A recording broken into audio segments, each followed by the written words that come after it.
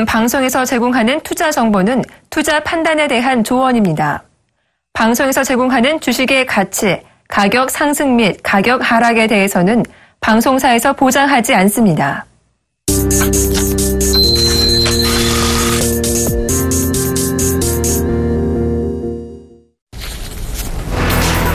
지난달 28일부터 이틀간 열린 FOMC 회의에서 대다수의 위원들이 6월 금리 인상 가능성이 낮다고 본 것으로 드러났습니다. 연준이 간밤 공개한 회의록에 따르면 위원들은 올해 미국 경제가 다시 회복될 것으로 봤지만 당장 6월 중에 금리를 올릴 정도는 아니라는 데 의견을 모았습니다. 연준은 겨우 소수의 위원만이 6월 FOMC 회의에서 위원회가 긴축 통화 정책을 시작할 정도로 경제가 충분히 개선되는 등 조건이 충족될 것이라 전망했다고 전했습니다. 그리스의 집권 급진 좌파인 시리자당의 니코스 필리스 대변인이 21일과 22일 열리게 되는 EU 회담에서 구제금융 합의가 도출되지 못할 경우 내달 5일 만기가 예정된 IMF의 채무를 상환하지 못할 것이라고 밝혔습니다. 필리스 대변인은 그리스 정부가 IMF의 부채를 상환하기 전에 먼저 이달 말 지불해야 할 연금과 임금 지급을 위한 자금을 확보할 것이라고 말했습니다. 한편 이날 신용평가사 무디스는 그리스 은행권에 대한 신용등급 전망을 부정적으로 제시했습니다. 국제 유가는 미국의 원유 재고 감소 소식에 6일 만에 반등했습니다. 하지만 달러 강세와 공급 과잉 우려가 남아있어 상승폭은 크지 않았습니다. 뉴욕 상업거래소에서 7월 인도분 서부 텍사스산 원유 선물 가격은 전날보다 배럴당 0.99달러, 1.7% 오른 58.98달러에 마쳤습니다.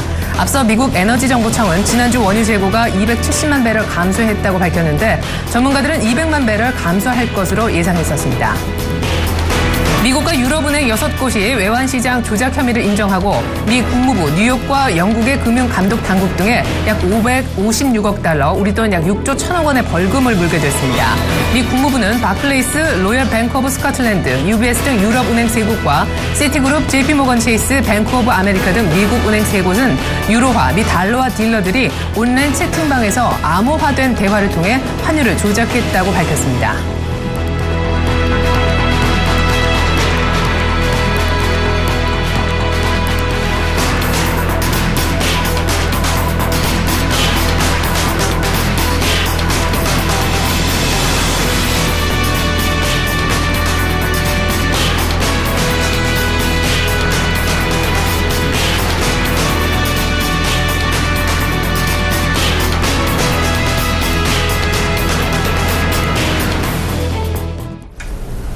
안녕하십니까. 출발 중심 아이디어의 최혜린입니다. 역시 예상했던 대로 비둘기파적이었네요. 4월 FOMC 회의에서 연준 위원들이 어떤 얘기를 했는지 그 내용을 들여다볼 수 있는 의사록이 뒤늦게 공개가 됐는데 말이죠. 연준 위원들의 대다수가 현재 경기 회복세 정도를 가지고는 당장 내달 6월에 금리를 올리긴 어렵겠다라고 의견을 표명한 것으로 드러났습니다. 시장에는 상승지류였었는데요. 이 약발은 오래가지 못했습니다. 겨우 살아남은 건 나스닥 정도로 보여지는데 전체적으로 전고점 수준을 유지했을 뿐 크게 오르지도 내리지도 못했습니다. 3대 지수 마감가 확인해보죠. 네, 다우지수는 0.15% 정도 하락을 보였고요. 유일하게 오른 나스닥이 오른 상승폭 좀 보십시오. 2포인트에 불과합니다. S&P 500 지수는 2포인트 정도 빠지면서 전체적으로 크게 오르지도 내리지도 못했다라고 보여지는데요. 전날까지 사상 최고가 경신 흐름을 보였던 다우지수가 가장 많이 빠졌을 정도였습니다. 이어서 유럽의 마감가 챙겨드리죠. 독일이 꽤나 올랐었는데요. 독일이 좀 조정을 보이는 그런 모습이 나타났습니다. 그렇죠? 그리고 프랑스가 유일하게 0.3% 정도 까크 지수가 올라왔었는데요. 전체적으로 유럽도 좀 혼조 양상으로 마무리가 된 모습입니다. 유럽 증시가 먼저 시작하고 뉴욕보다 먼저 끝이 나는데 미국의 FOMC 의사록 일단 보고 가자 관망세도 있었던 것 같습니다. 이런 가운데 프랑스가 상대적으로 강할 수 있었던 것은 프랑스의 한 통신업체가 미국 케이블 7위 기업을 M&A 한다라는 M&A 재료가 있었기 때문으로 보여지고요. 전체적으로 유럽 쪽에서는 그리스 우려가 다시 고개를 들었습니다. 그리스 현 정부의 대변인이 다음 달 5일 IMF 부채를 갚지 못할 수 있다고 얘기한 것이 분위기를 바꾸었습니다. 이번엔 유가가 되겠습니다. WTI가 약간 오르긴 했죠. 6거래일 만에 반등. 지금 가격으로는 배럴당 한 59불 근처까지 올라오긴 했는데요.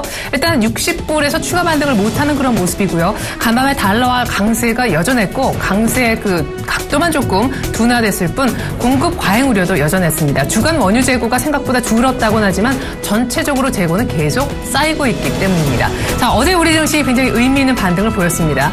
깨진 지 한 10거래일 만에 21선을 갭으로 돌파하면서 나 다시 정 원고점까지 갈 거야라는 듯이 깃발을 쫙 뽑아드는 그런 모습을 보여줬었는데요. 과연 오늘 추가 상승할 수 있을까요? 출발 증시와 이제 시작하겠습니다.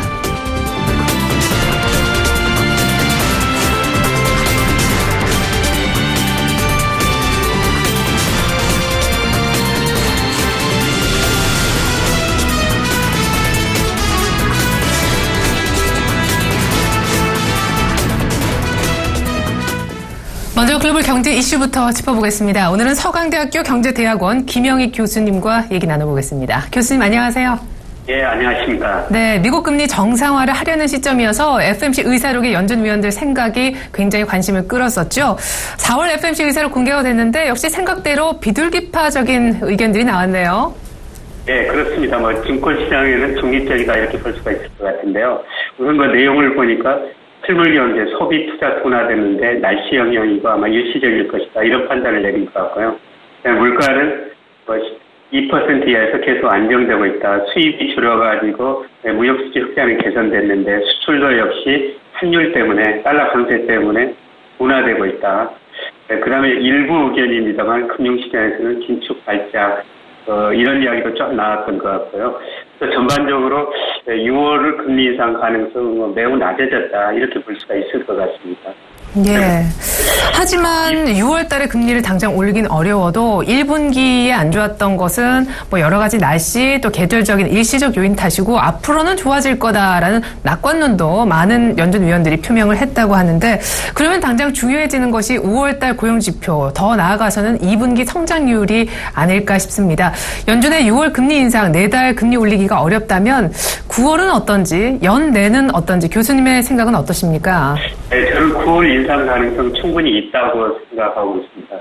네, 물론 1분기 경제 성장은 안 좋고 4월 경제 지표가 산업, 생산, 통합 판매 별로 안 좋았었는데요. 네, 그렇지만은 4월 고용은 다소 개선됐고 5월, 6월 가면서 미국 경제가 지금보다는 좀 나아질 것 같습니다. 그래서 미국이 큰 흐름 보면은 전체적으로 통화정책 정상화 과정이거든요. 작년 10월 달에 양적 완화를 중단했고 이제 금리 인상을 언제 하느냐, 통화정책 정상화하느냐 이게 남아있는데요. 2분기 중반, 3분기 와서는 미국 경제 지표들이 좋아지면서 저는 9월쯤에는 금리 인상할 가능성이 있다 이렇게 보고 있고요. 얼마 전에 엘렌 연방준비제도 의장이 이런 이야기를 했지 않습니까? 주식시장 밸류에이션은 다소 높은 상황이고 통화정책 정상화가 시행될 때 장기금리는 급격하게 상승할 수 있다. 이런 이야기를 했었는데요. 아마 미리서 좀 대응하라, 9월 인상을 대응하라 이런 시사가 있지 않을까 생각하고 있습니다. 예. 그래요. 아닌 게 아니라 사실 내일 밤에 있을 옐런 의장의 연설에 오히려 시장은 더 관심을 보이고 있는데 옐런 의장이 4월 FMC 의사록의 내용보다는 훨씬 더 매파적인 그런 의견을 제시할까요? 예. 매파적인 발언은 지금은 하기는 힘든데요. 네. 그런데 앞으로 금리 인상 시기, 통화정책 정상화 시기가 점차 다가오고 있다. 이런 거를 간접적으로 시사할 거로 저는 보고 있습니다. 예, 우리 교수님의 의견은 미국이 충분히 한 9월 달 정도는 금리를 올릴 수 있을 것으로 보시는군요. 유럽 쪽 얘기를 해보겠습니다. 어제 유럽이 추가 양적 완화를 시사하는 발언들이 잇따라 나와서 시장이 크게 오르기도 했었는데 5월 달, 6월 달 추가 부양을 할 거다. 왜냐하면 여름에는 이 채권의 물량이 부족하기 때문에 앞서 조금 더 사준다. 이런 개념이었는데요. 조금 더 내용 살을 좀 붙여주시죠, 교수님. 예, 지난 3월 달에 유로가 양적 완화를 유로 중앙이 발표했었는데요. 그 계획은 3월 달부터 내년 9월까지 올 600억 유로, 총 1조 1,400유로를 공급하겠다. 이런 이야기를 했지 않습니까? 그런데 그 3월 달에 474억, 그 다음에 4월 달에 477억 유로를 공급했었거든요. 목표보다 좀 덜 공급했었습니다. 근데 5월, 6월에는 양적 완화를 본격적으로 더 단행하겠다. 이런 이야기인데요. 최근 들어와가지고 일간 국제 매입 규모 보니까 4월보다도 훨씬 더 많이 늘어나고 있습니다. 그래서 최근에 양적 완화를 본격적으로 더 단행하고 있는데요. 그런데 왜 그러느냐? 그건 세 가지 이유쯤으로 볼 수가 있겠습니다. 최근에 독일 국채 등 일부 국채 시장에 버블이 발생했지 않느냐. 그래서 독일 국채 수익률이 급등했지 않습니까? 4월달에 10년 국채 수익률이 0.08%까지 떨어졌는데 최근에 0.7%까지 올라갔어요. 그래서 이게 너무 독일 국채 수익률이 급등하지 않느냐 이런 우려를 하고 있는 것 같고요. 그 다음에 최근에 다시 유로가 약세를 보이고 있습니다. 얼마 전까지는 또 유로가 강세를 보였었어요. 유로 경제가 별로 그렇게 좋지 않은데 유로 강세가 가면 수출이 안 돼서 유로 경제가 더 성장이 지연될 수 있다. 이런 차원에서 유로 강세를 저지하기 이야기 차원에서 양적 완화를 본격적으로 단행하고 있고요. 그다음에 한 가지는 지금 그리스 문제 해결되지 않았거든요. 그리스가 디폴트 가능성도 아직 배제할 수 없는 상황이기 때문에 선제적으로 좀 미리서 대응하자 이런 의미를 담고 있는 것 같습니다. 예, 그렇군요. 사실 22가 추가적인 양적 완화 확대 얘기를 이 타이밍에 왜 했을까 뒷말이 있었는데 교수님도 그쪽에 좀 동의를 하시는 것 같습니다. 유로화의 어떤 강세를 막고 채권금리 급등을 잠재우기 위해서 이런 발언을 한 것 같다. 근데 이 내용적으로 정말 양적 완화에 추가적인 의미가 있는 것인지 저는 그 부분을 교수님께 좀 여쭤보고 싶은데요. 여름철에 유동성이 저하될 것을 대비해서 미리 한두 달 앞당겨서 조금 더 국채를 사준다라는 개념이니까 전체적으로 보면 사들이는 국채 매입 규모는 같은 거 아닌가요? 네, 매입 규모는 원래 이제 계획보다 3, 4월 달에는 덜 했었는데 네. 이거를 올 600억 유로씩 공급하기로 했었거든요. 그러니까 이제 그 계획을 지켜나가는 것이라고 볼 수가 있습니다. 그리고 3, 4월 달에 덜 했으니까 네. 5, 6월 달에는 더 많이 할 수가 있는 것이죠. 예. 그렇군요. 그래요. 그래도 이제 유럽 쪽의 경기가 워낙 생각보다 빠르게 좋아져서 조기 QE 종료설도 나왔었었는데 그런 것을 완전히 잠재우는 그런 발언이었다라는 것은 분명한 것 같습니다. 이와 관련해서 유로 달러 패러티 전망이 현실화될까 이 부분 먼저 짚어보고 싶은데요. 사실 강달러 양 유로 이것이 맞물리면서 유로 달러가 이제 결국 가치가 같아지는 그런 패러티 시대가 올까 전망이 있었었는데 이게 완전히 경기 회복세 여부에 따라 뒤집히고 있지 않습니까?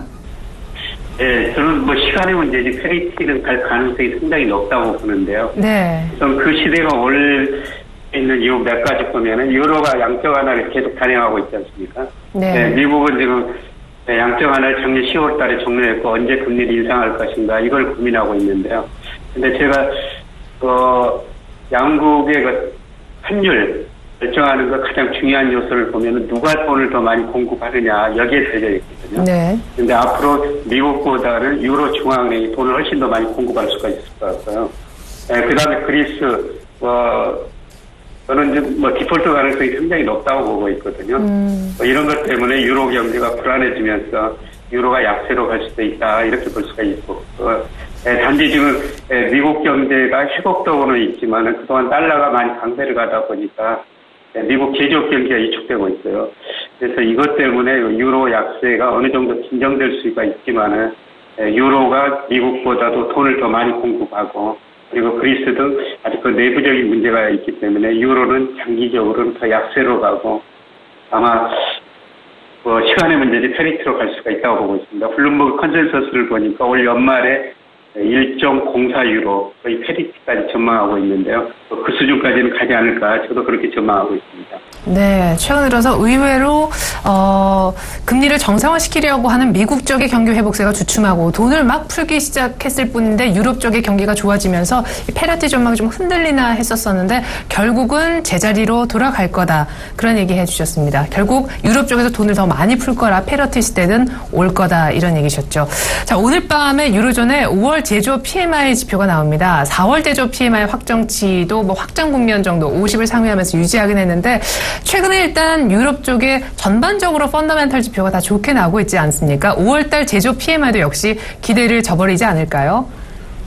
글쎄요. 크게 개선되기는 좀 힘들 것 같습니다. 3월달에 52.2였고요. 네. 그 다음에 4월은 52였었죠. 이번 5월도 그 이 수준에서 크게 벗어나지는 않을 것 같습니다. 물론 유로존의 경제 성장률이 1분기 전분기 대비 2.4% 연율로 보면 거의 2.6% 미국보다 더 훨씬 높지 않습니다. 네. 근데 사실 그동안 보면은 유럽 경제 회복이 선진국 중에서 가장 느렸었어요. 선진국들이 2008년 2분기 본격적인 위기를 겪었는데요. 그 이후 미국 GDP는 올 1분기까지 9% 증가했고 일본 GDP 어제 발표됐습니다. 0.7% 증가했는데요. 오히려 유로존 GDP는 2008년 2분기보다 1.1% 감소했거든요. 그래서 유로 경제가 그동안 회복세가 제일 늦었는데 지금 조금 빨리 회복되는 수준이다 이렇게 볼 수가 있을 것 같고요. 네. 그리고 전 세계적으로 지금 제조업이 공급가이거든요. 공급이 수요보다 많이 넘치기 때문에 미국이든지 유로존이든지 다 제조업 재고가 많이 쌓이고 있어요. 그래서 제조업이 재고 조정을 해야 되거든요. 이런 걸 볼 때 제조업 구매 관리 지수가 지난 4월 52.0보다는 크게 개선되기는 힘들 것 같습니다. 예, 그렇군요. 생각보다 경기 부양책 발표 이후 빠르게 디플레 우려가 조금 잠재워지고 성장률이 좀 빠르게 나오는 듯 하긴 했지만 아마 5월달 제조 PMI는 4월 정도 수준을 유지하는 정도로 나올 거다 이런 예상해 주셨습니다. 일본 얘기하셨는데 일본 1분기 GDP 성장률이 어제 잘 나와서 니케이 주가는 15년 만에 최고치를 경신하는 그런 흐름을 보여주기도 했습니다. 1분기 GDP 성장률 어느 정도로 나왔나요? 일단 1년 내 최고치라는 평가를 받았네요. 예, 1분기 GDP가 전분기 대비 0.6% 성장했죠. 연율로 보면은 2% 이상인데요. 작년 1분기 1.2% 이후 최고치를 기록했죠. 내용을 보니까 소비가 0.4% 증가했고, 소비 약간 개선되고 있어요. 소비가 GDP 중에 58%를 차지하죠. 일본 기업들이 투자도 늘렸습니다. 설비 투자 1.8% 증가했고, 그 다음에 최근에 엔이 약세되다 보니까 수출 쪽 면에서도 0.8%가 증가했거든요. 근데 이제 가장 우리가 관심을 가져야 될 게 명목 GDP입니다. 명목 GDP란 실질 GDP에다 물가 상승률 포함한 건데요. 명목 GDP는 1.9%나 증가했습니다. 실질 GDP 0.6% 상승했는데요. 물가가 1.3%나 상승했다는 것이죠. 사실 일본 경제의 그동안 문제가 디플레이션 아니었습니까? 그래서 물가가 떨어지니까 계속 떨어지니까 사람들이 소비를 안 하고 소비 안 하니까 기업 매출 이익 줄어들고 고용 줄어들고 다시 소비가 줄어들면서 이 디플레이 악순환을 거쳤는데요. 가장 큰 관심 가져야 될 것은 이제 물가가 오르기 시작했다는 것입니다. 이게 일본 경제의 가장 더 중요한 특징이고요. 그래서 아베노믹스라고 하면은 물가 2%를 달성하기 위해서 그동안 보완적으로 통화를 공급하겠다. 그 다음에 엔화 약세를 유도했는데요. 그 목표가 어느 정도가 달성되고 있다. 이런 측면이 있는 것 같습니다. 그렇지만 구로다 비오제이 총재의 과거 발언을 생각을 해보면 아시아개발은행 연차총회에서 이런 얘기를 하셨었죠. 물가 목표치인 2% 도달이 생각보다 약간 늦어질 수 있는데 도달할 때까지 추가 조치를 취할 수 있다고 말이죠. 그러면 1분기 GDP 성장률이 잘 나오고 물가도 역시 부양 효과 때문인지 몰라도 약간씩 반등을 해주고 있는데 성장률은 좋게 나왔지만 추가 부양을 여기서 더 펼칠 가능성도 있는지요. 비오제이 회의가 코앞인데요. 네. 소비자 물가가 2% 될 때까지 무한정 통화 공급을 하겠다. 기본 방침은 그거거든요. 근데 일본의 1분기 소비자 물가 1.5%였습니다. 목표치는 약간 미달했었죠. 근데 일본이 계속 통화정책 회의에서 매년 전원 통화를 80조 엔 공급하겠다 이렇게 약속을 했었는데요. 근데 올 들어서 지금 4월까지 보니까 약 30조 엔을 공급했거든요. 올해 목표치 38%를 공급한 것이죠. 이번에 그 통화정책 회의에서 이거를 늘릴 것인가 아니면 유지할 것인가 여기에 달려 있는데요. 일단 1, 4분기 경제성장률이 괜찮게 나왔으니까 아마 번호통화 80조 원래 목표 그대로 이거 유지를 할 것 같습니다. 예. 자, 이렇게 해서 일본 얘기를 한번 들어봤습니다. 아까 잠깐 유럽 얘기하는 중에 우리 교수님께서는 그리스가 사실상 디폴트를 낼 것으로 본다라고 얘기를 하셨어서요. 이후 정상회담도 이제 곧인데 그리스는 계속해서 이번 달까지 타결이 안 되면은 이번 회의에서 타결이 안 되면은 5월 달에 IMF 돈을 갚을 수 없다. 이렇게 또 약간 좀 강경한 스탠스로 나오고 있네요. 예, 그리스 문제는 참 어려운 문제인데요. 사실 그리스가 구조조정을 해야 되는데 일부에서는 양보를 하고 공공부문 개혁, 공무원 감소 이런 것들을 계속 타협이 잘 안 되고 있거든요. 이 유로 문제는 상당히 오래될 것 같고요. 이번에 그 타협이 이번 달에 당장은 되지 않을 것 같습니다. 그래서 유로 그리스가 아마 그 IMF에도 갚을 돈도 이달에 갚지 않고 아마 그리스가 이거 디폴트 상태에 가지 않을까 저는 그렇게 전망하고 있습니다. 예, 그렇군요. 자, 우리 교수님께서는 김영익 교수님 오늘 모시고 얘기 나눠봤는데 미국은 한 9월쯤에 금리 인상할 가능성이 높고 그리스는 풀기에 굉장히 복잡한 변수들이 걸려 있지만 결국에는 디폴트를 밟지 않을까 이렇게 예상을 해주셨습니다. 오늘 글로벌 경제 이슈 서강대 경제대학원 김영익 교수님께 얘기 들어봤습니다. 교수님 감사합니다. 예, 고맙습니다.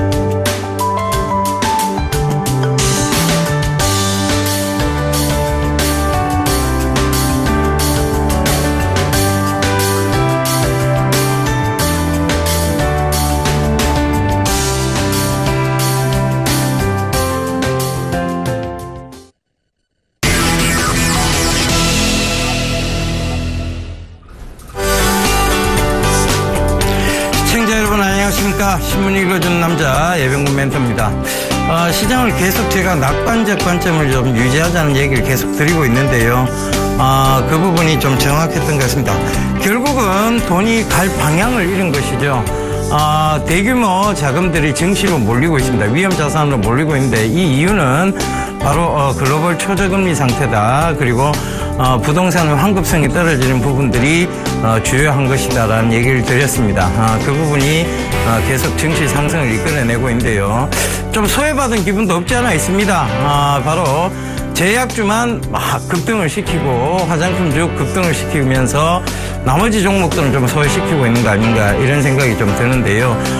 결국은 이런 기관들의 행태가 개인 투자자들의 어떤 위험성 이런 부분들이 자꾸 소외시킴으로 해서 그들이 증시에서 떠날 수 있는 환경을 만들면 안 되겠죠.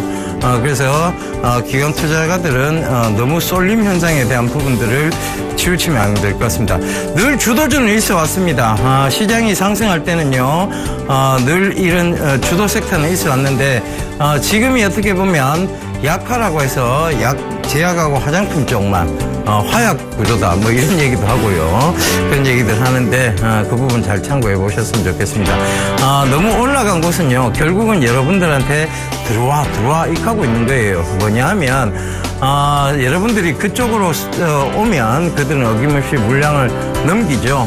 그러면서 또 급락이 만들어질 수 있다는 점 참고해 보시면서 너무 올라 있는 섹터에서의 따라붙는 매매 전략은 옳지 않다는 것을 다시 한번 강조드리도록 하겠습니다. 자, 오늘도 간밤의 외신과 주요 외신 부분과 국내 최대의 경제일간지 서울경제신문을 살펴보면서 얘기 이어가겠습니다. 자, 외신 쪽으로 쭉 볼게요. 기사들이 좀 나오고 있는데요.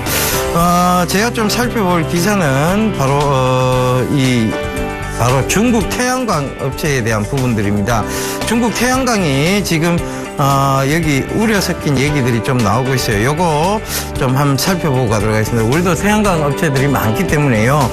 요거 좀 살펴보고 가야 될 것 같아요. 자, 중국 태양광 업계가 지금 좋지 못하다고 합니다.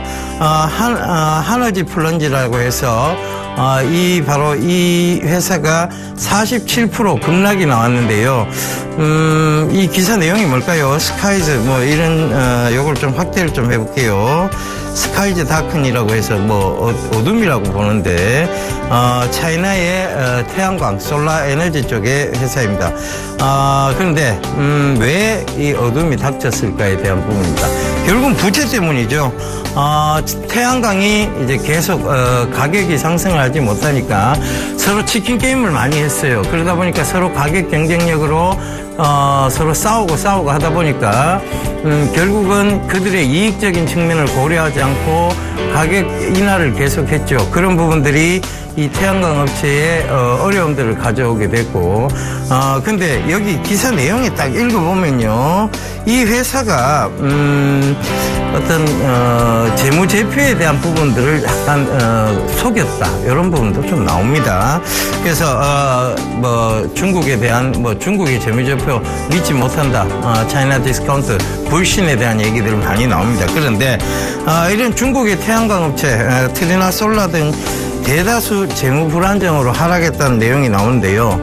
자, 이걸 우리가 어떻게 받아들여야 될까에 대한 부분입니다. 결과적으로는 그들이 치킨 게임을 계속해서 순이익적인 측면이 줄었고, 그런 측면에서 치킨 게임이 아직 진행 중이었고, 그러면 한국 태양광 업체도 역시 그들 치킨 게임 속에서 들어가 있었다는 거예요. 그러니까 결국은 순이익적인 측면이 좋지 못했다는 내용이고, 그리고 지금 앞으로 그러면 이 치킨 게임이 이런 두 업체가 망하게 되면 치킨 게임이 끝나는 거 아니냐는 생각이 나올 수도 있습니다. 그건 기대감이겠죠. 그런데 그 기대감으로 작용할지 아니면 이게 시장에서 오늘 어떻게 작용할지에 대해서는 좀 명확치는 않아요. 그런데 그 기대감보다 더 우려가 되는 것은 리스크에 대한 부분입니다. 결과적으로 이들이 치킨 게임을 지속적으로 진행을 해왔었고, 지금 아직 이 업체가 무너진 건 아니에요. 그러니까 디폴트 선언을 한 거나 폐업 선언을 하고 그렇게 한 상황은 아닙니다. 주가가 급락했다는 것 뿐이죠. 그렇다면 우리나라 태양광 업체에서도 역시 주가에 대한 경고에 대한 부분들이 나오게 된다는 것이죠. 그래서 그 부분 참고해 보셔야 될 것 같고요. 이렇게 이들이 지금 급락을 하게 되면 원래 망하기 이전에 수순이 뭐예요? 제품을 싸게 팔죠. 그렇게 되다 보면 우리나라 태양광 업체에도 영향이 반드시 있다는 거 참고해 보셨으면 좋겠습니다. 그래서 이런 부분들이 아직 태양광 업체의 추세적 전환 상승 전환, 이런 것들은 꾀할 수 없다. 그렇다면 지금의 어떤 최근의 상승폭은 기술적 반등 차원이었다라고 보시면 될 것 같아요. 그래서 그런 부분들을 계속 참고해 보신다면 지금 태양광 업체에 조금 경고해 봐야 될 필요가 있지 않느냐라는 생각에서 기사를 들고 나왔습니다. 자, 이제 우리 국내 최대의 경제일간지 서울경제신문 좀 살펴보도록 하겠습니다. 기사가 딱 나오는데요. 눈에 바로 띄는 게 중국 반도체 벤처에 투자, 삼성이 미래의 퀄컴을 찾는다. 자, 이 기사가 나오고요. 반기문 유엔 총장도 나오고 있네요. 그죠? 자, 중국 반도체. 이거 기사 뭘까요? 좀 이따 잠시 뒤에 살펴보기로 하고요. 자, 제가, 발췌해온 기사 살펴보겠습니다. 인지 지갑연 외국인 일본 내수 경기 살리는 구원투수로 나옵니다. 4월 외국인 관광객이 사상 최대였다. 자, 그들이 돈을 많이 쓰고 갔다는 얘기죠. 주로 이 외국인 관광객은 중국인입니다. 요커들이요, 우리나라에 많이 들어왔다가 왜 일본으로 넘어가게 된 것일까요? 결국은 정부 탓입니다. 자, 그들은 세륜기를 돌려가면서 엔저로 가기 위해서 양적 완화를 계속하면서 계속 엔화를 찍어냈습니다. 근데 우리는 뭐 했을까요? 감히 보고 있었죠. 결국은 이게 중국 관광객들을 일본으로, 저그들이 가장 싫어하는 일본어로 내모른 거예요. 그러면서 오히려 우리가 반사적 이익을 누릴 수, 즉 감정적 차원에서 반사적 이익을 누릴 수 있는 구간에서 우리가 가만히 있어 버리니까 누구나 똑같네 이러면서 일본을 가버린 거예요. 결국은 그들은 일본에서 막대한 돈을 썼고 일본 내수 경기를 살리는 구원투수가 되어버렸습니다. 우리는 뺏긴 꼴이죠. 자, 사탕 뺏겼습니다. 사탕을 입에 잘 물고 있었는데요. 맛있었습니다. 그죠? 먹고 있었는데 일본 놈이 와서 탁 때리면서 뺏어갔어요. 자, 사탕 뺏긴 아이 꼴이 되어버렸습니다. 자, 이거 좀 정부에서도 반성해야 될 부분이 아닌가. 그래서 제 기사를 좀 들고 왔는데요. 계속해서 일본은 면세에 대한 부분들 대상 품목 확대를 하고 정책 지원을 병행하고 있는 반면에 우리는 지금 아직도 면세점을 5년 단위로 이제 사업자를 또다시 선정하는 입찰 방식의 규제 조건을 가지고 있고 아직은 면세점 확대에 대한 정부의 뚜렷한 대책도 없는 편입니다. 자, 이런 것들이 결국은 기사가 계속되면 면세점 확대에 대한 얘기 나올 거고 중소기업 상생에 대한 얘기들 그러면서 나오리라 생각이 됩니다. 그래서 지금 면세점 확대에 대한 얘기들이 계속 지속적으로 나오고 있죠. 그래서 이 대응책이 이제 곧 나오리라고 보여집니다. 그래서 이런 대응책이 나오면 면세점 관련된 사업들 다시 한번 급등세가 좀 연출될 수 있다는 거 참고해 보셨으면 좋겠습니다. 자, 면세점 관련해서 최근에 계속 강조드렸던 종목군 있죠. 그것도 지속적으로 보셔야 된다는 얘기입니다. 자, 오른다는 확신만 있으면 우리는 들고 가면 되죠. 그래서 그 부분 꼭 좀 참고해 보셨으면 좋겠습니다. 그 다음 기사죠. 인텔도 눈독, 이게 앞부분의 기사예요. 중국 팹리스 선점, 커지는 삼성의 반도체 야마. 팹리스가 뭐냐면요, 결국은 공장이 없는 회사입니다. 공장이 없는 회사, 제조 공장이 없는 회사. 그게 뭐냐면 반도체 설계 전문 회사, 칩 설계 전문 회사라는 얘기죠. 자, 이 칩 설계 전문 회사는요, 국내에도 많이 있습니다. 비아트론이라든가 그다음에 어보브 반도체라든가 이런 모든 회사들이 팹리스 설계 회사죠. 그런데 이 설계 회사들이 지금 설계 회사를 찾으러 인텔도 눈독을 들이고 있고 중국 팹리스 선점하게. 근데 그 팹리스가 기술력적인 차원에서 공장이 없이도 극복을 하는 시스템이에요. 그렇다면 우리나라가 중국에 진출한 케이스, 그리고 중국에 이미 이런 팹리스 업체들이 가 있는 경우, 이런 경우는 충분히 이제 수혜가 된다고 볼 수 있겠죠. 그래서 이게 중국 반도체 시장이 굉장히 지금 커지고 있습니다.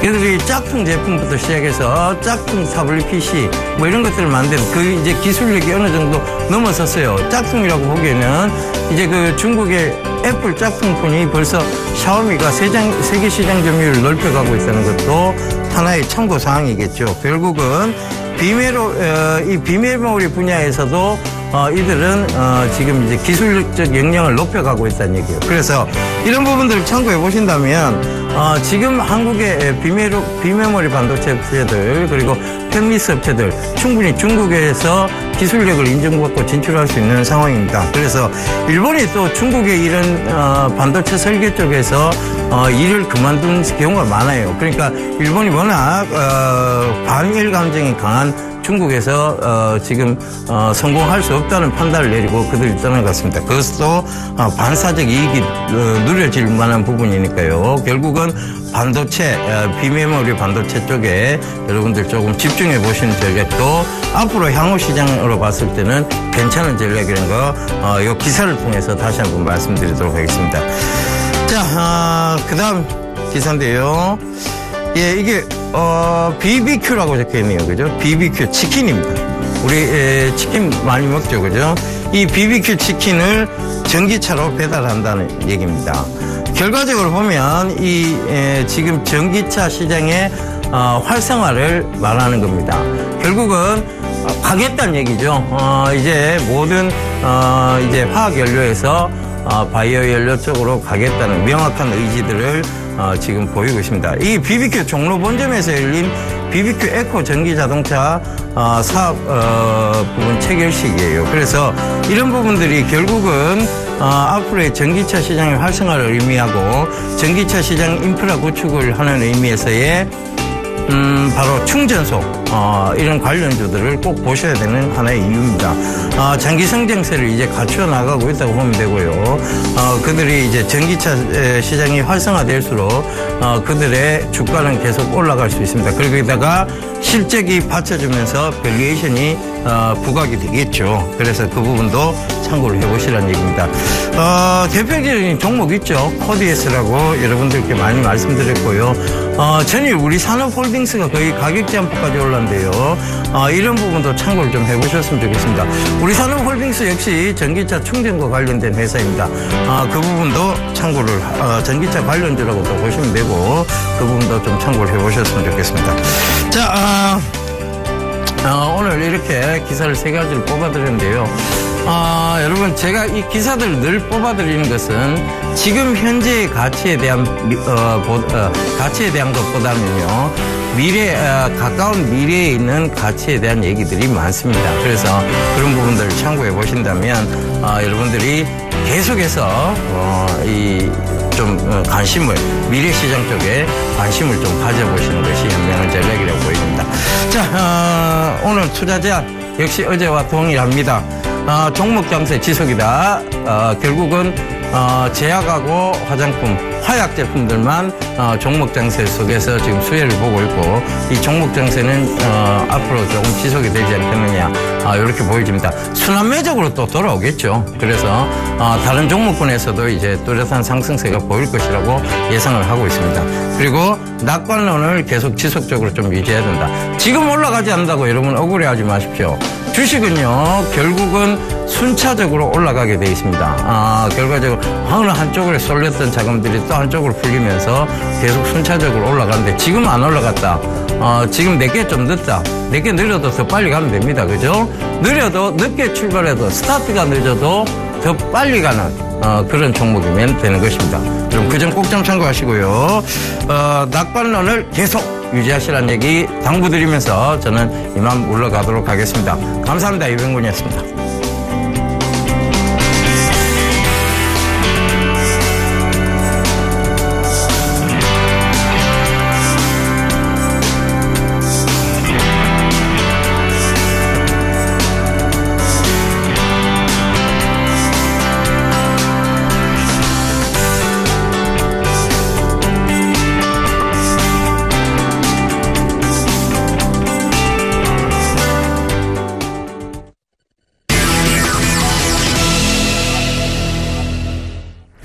이어서 시황의 신, 시황의 대가를 모시고요. 국내 시장에 필요한 전략 세워보겠습니다. SK증권 영업부 PLB센터로 가보죠. 이재광 이사님 연결해보겠습니다. 안녕하세요, 이사님. 네, 안녕하세요. 네, 6월 금리 인상은 어렵다. 예상대로 비둘기파적인 4월 FOMC 의사록이 공개가 됐음에도 그 효과는 제한적이었던 것 같습니다. 미국 증시 그렇지만 신고가 부근을 유지하고 있고 유럽은 앞서 나온 추가 양적 완화 때부터 이미 상승 쪽으로 방향을 틀기 시작했는데 어제 보니까 중국도 모습이 괜찮고 일본은 15년의 최고치더라고요. 글로벌 증시 한번 쭉 살펴주시죠. 네. 자, 이미 제가 이 시간을 통해서 많이 여러분에게 말씀을 드렸어요. 굉장히 분기점 구간이기 때문에 그 어느 때보다도 면밀한 검토가 필요하다는 말씀을 드렸는데 결과가 나타났네요. 자, 어떻게 나타났는지 살펴보도록 하겠습니다. 먼저 미국 시장부터 한번 가보도록 하죠. 미국 시장, 결국 이번 주 미국 시장에서도 가장 뜨거운 이슈가 FOMC 의사록이었죠. 이번에 FOMC 의사록이 결국 발표가 됐습니다. 공개 후에 미국 시장은 환호라도 하듯이 크게 상승하는 모습을 보였습니다. 그러나 바로 다시 상승폭을 둔화시키면서 혼조 마감했죠. S&P와 다우지수는 약보합세로 마감했죠. S&P 같은 경우는 1.98포인트 하락했고요. 다우는 26.99포인트. 그럼에도 불구하고 그동안 상승폭에 비한다면 너무나 견고한 조정이라고 볼 수 있습니다. 반면에 나스닥은 강보합으로 마감했습니다. 1.71포인트 상승하면서 5,071.74포인트로 마감했죠. 자, 미국 시장 FOMC 공개 이후에 상승하다가 다시 상승폭을 반납시킨 이유를 두고서 많은 전문가들의 의견이 분분합니다. 근데 그거보다는 FOMC 그 내용이 저는 중요하다고 생각합니다. FOMC에서 결과가 그렇죠. 6월 달에 금리 인하 가능성을 완전히 배제하는 듯한 의사록이 나왔습니다.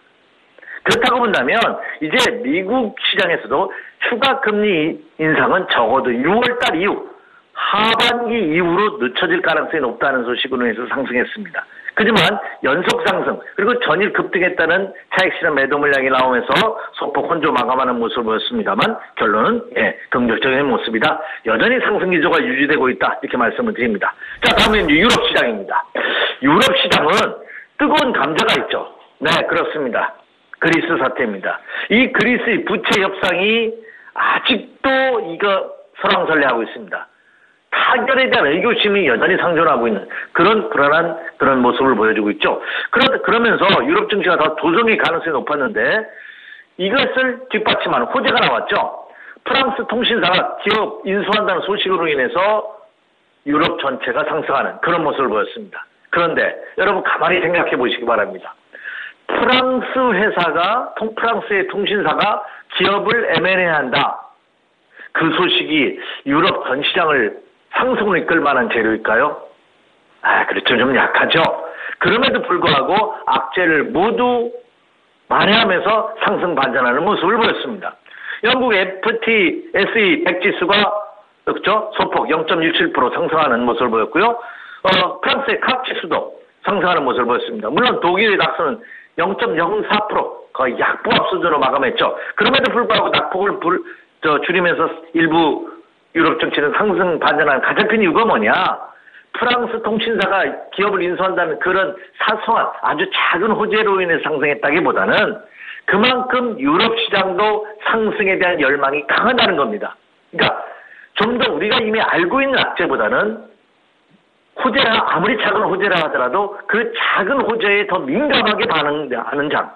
다시 말씀드려서 전형적인 상승장에서 나타나는 모습이 유럽 증시에서 나타나고 있다. 이렇게 보시면 되겠습니다. 그렇다면 유럽 증시도 추가 상승의 가능성이 높지 않나 생각이 됩니다. 그리고 우리 최앵커께서는 말씀해 주신 바와 같이 일본과 중국 증시 너무나 견고한 모습을 보였다. 이렇게 말씀을 드릴 수가 있겠네요.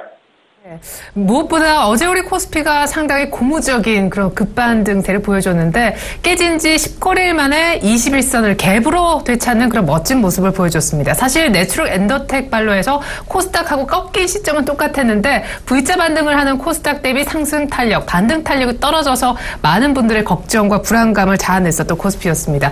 상승 돌파 신호를 2130포인트 선으로 잡아주셨던 대표님이셔서 2140까지 육박한 우리 시장을 어떻게 보시는지 여쭤보지 않을 수가 없는데 이제 사도 될까요? 네.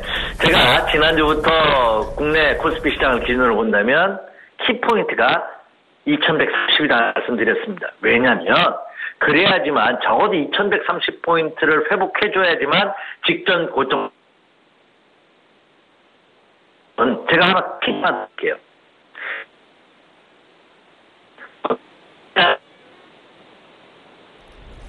똑같습니다. 다만 경험이 여러분보다 조금 많다고 보시면 되겠습니다. 하락하고 있는 상황에서는 저는 상승 돌파 체크 포인트를 굉장히 주시합니다. 그래서 제가 지난주부터 2130을 말씀드렸던 거고요. 2130포인트를 돌파한다면 이거는 매수 전략이 가능하다. 어제장에서 결국 2139.54포인트로 무려 18.69포인트가 상승하는 그런 큰 폭의 상승을 보이면서 제가 기대했던 상승 돌파 전환 포인트가 상향되는 그런 모습을 보였습니다. 그렇다고 본다면 그렇죠. 어제 모셨었던 분이나 하더라도 오늘 목요일입니다. 내일 금요일장이고요. 오늘장과 내일장에서는 좀 더 적극적인 매수 전략이 가능하지 않을까 이렇게 말씀을 드립니다. 또 여기다가 제가 또 고무적이게 말씀드린 거 제가 지난주에 조금 더 힘을 주어서 어떤 분은 너무 거품 분 거 아니냐 하는 표현도 쓰셨는데 삼성전자에 대해서 언급해드렸습니다. 제가 삼성전자 CEO로 하면 이렇게 주가 이렇게 되는 거 그냥 여기다 놔두지 않는다. 물론 CEO가 기업을 운영 CEO가 너무 민감하게 너무 디테일하게 그 자기 기업 주가에 대해서 그쵸 반응하는 건 좋지 않습니다. 기업가는 역시 기업 경영이 열심히 하는 게 주력이죠. 그것을 반영해서 투자자들이 그 기업에 투자하는 겁니다. 하지만 주가의 관리도 저는 CEO의 항목에 들어가야 되지 않나 이렇게 생각이 됩니다. 그런 차원에서 말씀을 드렸는데 제가 말씀드린 이유 다행입니다. 삼성전자가 크게 상승하면서 136만 6천 원으로 136만 원대를 회복함으로써 이제 140만 원대 진입도 눈앞에 두고 있는 이 삼성전자의 안정 소식이 국내 코스피 시장의 상승을 격간하게 뒷받침하고 있는 모습이 아닌가. 그렇다고 본다면 국내 코스피 시장은 이제 그동안에 봤던 지루한 박스 국면에서 탈출하는 추가 가능성이 더욱더 높은 그런 모습이다. 이렇게 말씀을 드립니다. 네. 제재 시장이 4월 말부터 있었던 조정폭을 어느 정도 모두 만회한 시점, 2차 상승, 우리 이사님이 기대하시는 서머 랠리를 준비하는 차원에서 이제 포트폴리오를 어떤 종목으로 채울지가 관건인데, 어제 증권주는 급반등을 넘어서서 KTB 투자증권이 상한가까지 말아올리는 심상치 않은 모습을 보였습니다. 시장이 올라간다면 당연히 증권주가 될 텐데 가격 제한폭 확대 소식의 수혜주로도 불리고 있죠. 그리고 제약바이오는 이제 예전의 모습이 완전히 아니다라는 분석 속에 차기 주도주로까지 언급이 되고 있는데 비싸지만 지금이라도 사야 할까요? 네, 아주 중요한 질문이신 것 같아요. 제가 이미 앞서서도 올해 여름장은 저는 기대해 볼 만하다는 말씀 드렸습니다. 앞에서도 조정을 보일 때 이 조정이 어디까지 갈지는 저도 모른다. 하지만 이 조정 마감 이후에는 여름장은 기대해 볼 만하다는 말씀 드렸는데 그 썸머의 가능성이 한층 더 높아지지 않을까. 아마 제가 보기에는 5월 말이나 6월 초쯤 되면 각 언론에서도 썸머랠리라는 단어가 등장하지 않을까 이렇게 생각이 됩니다. 따라서 저는 이미 국내 시장에 대해서도 긍정적인 시각을 말씀을 드렸고요. 그 전환 포인트가 이미 어제장에서 나타나지 않았나 생각이 됩니다. 증시가 상승한다면 증시 최대 수혜주가 뭐죠? 네, 증권주입니다. 증권주는 앞서서도 언급을 해드렸습니다. 제가 말씀드렸던 상승 전환 체크 포인트가 돌파한다면 증권주 눈여겨봐라. 네, 말씀해 주신 바와 같이 증권주 최대의 수혜주죠. 더군다나 6월 15일부터 6.15입니다. 6월 15일부터 상한가 폭이 기존 15%입니다. 15%에서 30%를 2배나 확대가 돼버려요. 이야, 이게 참 저도 궁금합니다. 저도 궁금해요. 사실 상한가 폭이 6%대부터 실시됐거든요. 대한민국 주식시장이 6%, 8%, 12%, 그 다음에 15%, 이제는 이 30%까지 확대되는 그런 모습입니다. 이렇다면 역시 수혜가 된 건 증권주가 당연하지 않을까 생각이 되고, 최근 증권주 실적도 엄청나게 좋습니다. 지난해 1년 동안에 벌었던 돈을 지난 1, 4분기에 다 버는 증권사가 수두룩합니다. 그로 인해서 이 증권주에 대한 추가 상승 가능성은 굉장히 높다. 그래서 오늘 장에서도 증권주 여러분 집중적으로 관심을 가져보십시오 이렇게 말씀을 드립니다. 자, 다음으로서 제약바이오입니다. 와, 위에서 보면요 조금 내려가 아찔할 정도입니다. 자, 우리나라에서 지금 제일 높은 것이 여의도에 63빌딩인가요? 아, 그렇죠. 아직 롯데, 제2롯데월드타워가 완공이 안 됐기 때문에 63빌딩 그 스카이라운지에서 이렇게 보면은요, 밑에 보면 아찔하죠? 근데도 보면, 세계 고층 빌딩에서 보면, 이거 63빌딩, 그렇게 높은 빌딩이 아니라고 볼 수 있습니다. 마찬가지로, 제약주도 그동안 오른 폭에서 보면, 기절할 정도입니다. 그런데, 과거, 이 장의 주주들이 급등했다는 걸 보면, 바닥이 시작할 때 거의 10배 가까이 상승한 종목들이 굉장히 많습니다. 아마 제약과 바이오에서 제2의 삼성전자가 나오지 않을까 하는 그런 기대감도 할 정도입니다. 그렇다고 본다면 제약과 바이오들 눈여겨보시기 바랍니다. 이렇게 말씀드립니다. 제약바이오는 최근에는 개별 제약주 위주로 많이 움직이는데 이제는 대형 제약사, 유한양행, 녹십자, 종근당, 동화제약, 그렇죠? 이런 종목들 충분히 가능하지 않나 생각이 되고 또 제약사가 알짜 그 자회사를 추가 상승한다고 그러죠? 그래서 종구당 홀딩들은 경부제약, JW 홀딩스는 JW 생명과학, 두광약품은 안프로랩, 이런 종목, 안국약품은 안국바이오, 이런 알짜배기 제약사를 또 상장시키는 제약사들이 또 수혜를 받을 가능성이 높지 않을까 생각이 듭니다. 그 이후에도 한미약품이라든지 대학유팜이라든지 삼성제약 이런 종목군들의 탄력도 추가 상승 가능성이 높기 때문에 역시 눈여겨보십시오 이렇게 말씀을 드리고 끝으로 내수주입니다. 이 내수주는 통상적으로 면세점, 음식료, 유통, 호텔, 카지노, 화장품 이런 종목군의 내수주죠. 대부분 대중국 수혜주입니다. 화장품 관리 대명사 아모레퍼시픽, LG성황건강이 이끌고 있죠. 역시 추가 상승 가능성이 높아 보이고요. 또 이번에 6월 1일까지 면세점을 대기업 2곳, 중소기업 1곳에 추가 신청을 받는다고 하죠. 여기 신청하고 있는 신세계라든지 그렇죠? 그런 종목군들 역시 눈여겨보셔야 되지 않나 이렇게 생각이 됩니다. 그리고 음식업종의 오리온, 롯데제과 같은 유통 같은 주들, 그리고 호텔의 신세계 역시 카지노의 파라다이스 같은 종목군들 역시 이런 종목군들도 집중적으로 관심을 가져보셔야 되는. 그래서 자, 오늘 목요일이고 내일 금요일장입니다. 오늘 아침 시부터 갭 상승한다면 추격 매수할 필요는 없지만 오늘과 내일 흔들림, 눌림목을 이용한 매수 전략은 충분히 가능하다. 이렇게 말씀을 드립니다. 특별히 제약 바이오 섹터에서 제2의 삼성전자가 나올 수도 있음을 얘기를 해주셨는데요. 자회사 상장 계획을 가지고 있는 대형 제약사 특별히 주문해보자 하셨습니다. 그 밖에 증권주, 매수주, 더 자세한 세부 섹터도 얘기를 해주셨는데 다음번 이 시간에는 포트폴리오 비중을 각각 어느 정도로 가져가면 좋을지 그 얘기도 들을 수 있었으면 좋겠습니다. 이재광 이사님, 오늘도 말씀 감사합니다. 네, 감사합니다.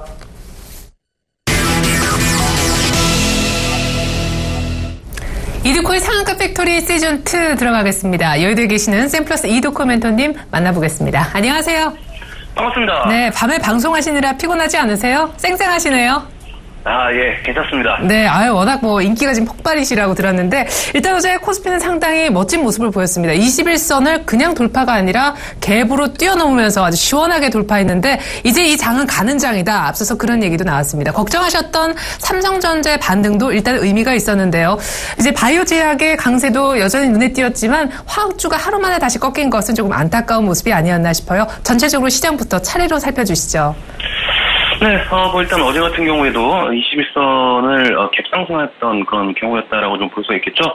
21선을 돌파하면서 시작되는 모습들, 그리고 경기 민감주들의 상승세, 결국 현재 구간 추가 상승을 하기 위해서는 삼성전자와 현대차, 이 2인방의 주가 상승이 현재 구간 21선의 하방 압력을 받을 것인지, 돌파할 것인지에 대한 중요한 갈림길에 서 있는 모습이기 때문에, 자, 바닥권에 있는 두 종목들이 무조건적인 되돌림이 좀 나와줘야 된다라고 좀 말씀을 드렸는데, 자, 어제 이제 삼성전자가 2% 정도 201선에서 땡겨 올려오는 그런 상승세, 이 거래일째 2%대 상승이 좀 나온 모습들, 그리고 현대차 같은 경우에도 장중에 1% 넘는 그런 상승세가 좀 나오게 되면서 바닥을 좀 확인하게 되는 그런 모습들이 좀 나아진 것 같습니다.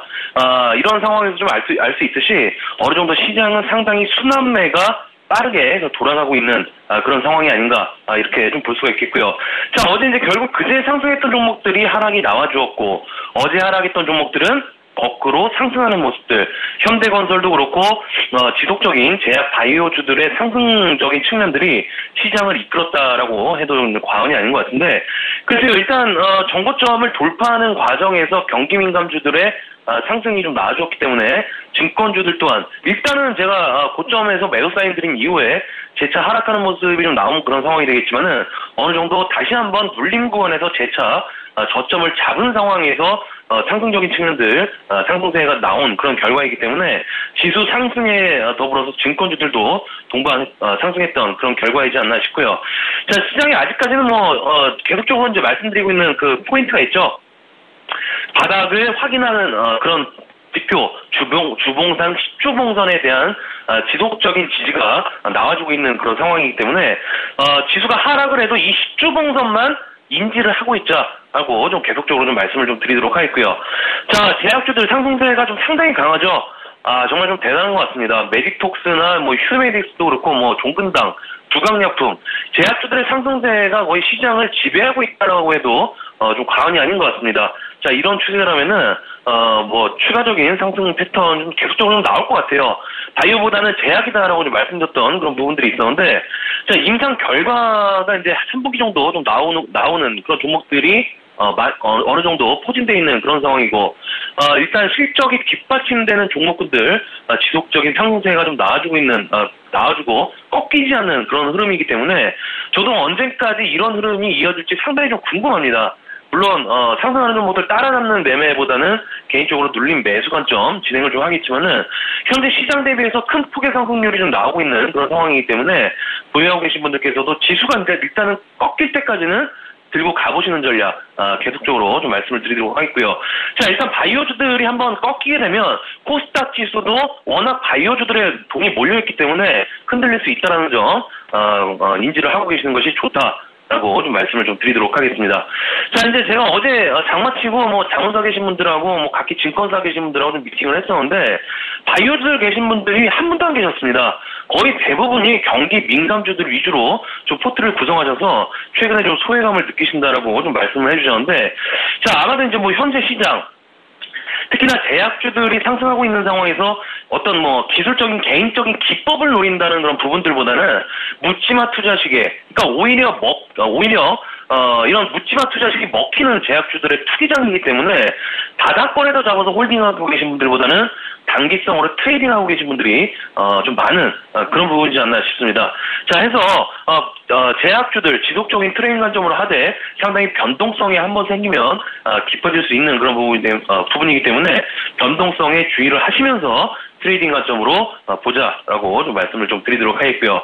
자, 어제 이제 정유 화학주들이 좀 하락이 좀 나아졌죠. 앞에서 말씀드린 요 며칠 상승했던 종목들은 조정권에 들어오게 되면서 조정을 받았던 종목, 다시 한번 조정을 받았던 종목들은 상승하게 되는 전형적인 순환매 시장이 좀 나아졌다라고 좀 볼 수가 있겠는데, 자, 어제 이제 롯데케미칼이 61선 부근까지 내려오는 그런 모습이 되겠습니다. 자, 롯데케미칼 일단 현재 구간에서 지속적인 개인들 털기 작업에 좀 들어갈 것 같아요. 일단 61선에서 바짝 주가를 붙이는 모습들, 그리고 전저점을 유지하고 있는 확인 작업에 들어간 상황이다라고 좀 볼 수 있기 때문에 저점을 확인하는 부분들 1차적인 체크가 필요한 상황이다라고 좀 볼 수 있을 것 같고요. 자, 결국 이제 시장의 방향성에 맞게 이 화학주들도 어느 정도 조정세가 끝난다라고 했을 때는 재차 정고점 부근까지는 도전할 것으로 좀 판단이 되고 있습니다. 자, 실적 개선이 점진적으로 나올 것으로 판단이 되는 그런 상황에서 특히나 롯데케미칼 같은 경우에는 ESS 저장장치 관련된 그런 어떤 이슈들이 여름 관련된 모멘텀으로 살아있는 그런 상황이기 때문에 저점을 다지다가 에너지를 응집하는 패턴이 나오는지 지속적으로 관찰하면서 대응해야 되는 그런 부분이다라는 점 인지를 하고 계시는 것이 좋다라고 좀 말씀을 드리겠습니다. 자, 화학주들이 하락을 했고 증권주들과 건설주들이 어느 정도 상승하는 모습들이 좀 나아졌죠. 제가 말씀드린 대로 현대건설이 저점을 어느 정도 잡아주는 그런 모습이었습니다. 자, 흑산병 이후에 최근에 3거래일째 급락한 이후에 121선 부근에서 저점을 잡아주는 그런 모습들, 그리고 한 차례 5만원대까지 상승한 이후에 재차 쓰리바닥으로 바닥권을 잡아주는 모습들, 이런 모습에서도 우리가 알 수 있듯이 어느 정도 저점을 지속적으로 확인해야 되는 그런 구간이기 때문에 매수가 가능한지, 오늘 121선에 대한 지지 여부, 그리고 어제의 저점 이탈하는지, 이런 유지되는지, 이런 여부에 따라서 오늘 베팅 관련된 포인트다라고 좀 말씀을 드리겠고요. 자, 삼성전자가 최근에 이틀 연속적으로 좀 상승하는 모습들이 좀 나오다 보니까 IT 부품주들 어느 정도 상승하는 그런 모습들이 좀 나와주었습니다. KH 바텍이라든지 이녹스, 파트론, SFA라든지 지속적으로 저점을 다지지 못하고 하락했던 종목들이 어느 정도 어제 같은 경우에는 이 현대건설처럼 흑산병 이후에 양봉의 패턴들로 어느 정도 한 차례 정도는 저점을 잡아주는 공통점으로 지금 보이고 있는 그런 상황이기 때문에, 자, 삼성전자의 상승세가 어느 정도 IT 부품 섹터 쪽으로의 가격적 메리트로 인해서 저점을 좀 닫아주고 있기 때문에 오늘은 저점을 다지고 있는 부품 섹터, 예를 들어서 파트론이라든지 SFA, 이녹스 같은 그런 종목들 위주로 IT 부품주 위주로의 부분들 체크를 해보자라고 좀 말씀을 드리면서, 자, 시장은 계속적인 종목별 장세 이어진다는 점 참고하시고 오늘 장도 파이팅 하시기를 바라겠습니다. 오늘 스타트 팩토리는 여기까지입니다. 고맙습니다. 네, 제약주들은 트레이딩 관점에서만 보자, 단 변동성에 주의하자 하셨었고요. 화학과 건설주 당최 좋게 보셨었는데 의외로 약간은 약하게 진행이 되고 있어서요. 주요 지지선 안 깨는지 보면서 베팅해야 된다 하셨습니다. 무엇보다 삼성전자가 좀 올라오고 있는 국면에 가격 매력에 충분한 IT 부품주 오늘 한 4선 정도 골라주셨죠. 지금까지 샘플러스 이두코 멘토님과 함께 해봤습니다. 자, 이렇게 해서 출발질 가이드 1부는 마무리 짓고요. 저는 계속해서 2부에 시가 들고 다시 오도록 하겠습니다. 고맙습니다.